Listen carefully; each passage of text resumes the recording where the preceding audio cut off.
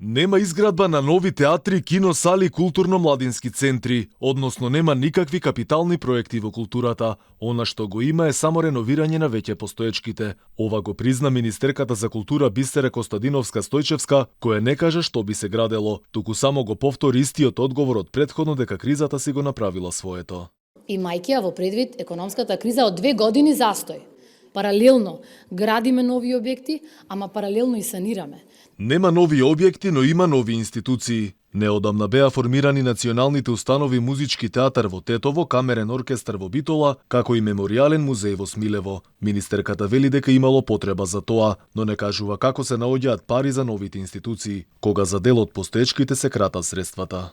Иницијативата за новите 3 културни установи, морам да кажам дека произлезе не само од самата културна сцена, туку произлезе од потребата токму за таа децентрализација на културата надвор од главниот град. Негрижата за она што веќе го имаме се гледа и на терен. Срамнет со земја е споменикот на културата објектот Шар, лоциран во старата Скопска чаршија, кој дозволил да се урне овој објект кој се смета за културно наследство и што ќе се гради на негово место, одговор нема ниту Министерката за култура. Нема ништо од објектот Шар, лоциран овде во старата Скопска чаршија. На негово место сега никнува нов објект, за сега непознат. Дека објектот е срушен незаконски и без потребните дозволи признава и министерката и вели дека сето тоа било пријавено во МВР. Незаконско рушењето и незаконска е градбата, пративме соодветна пријава до МВР.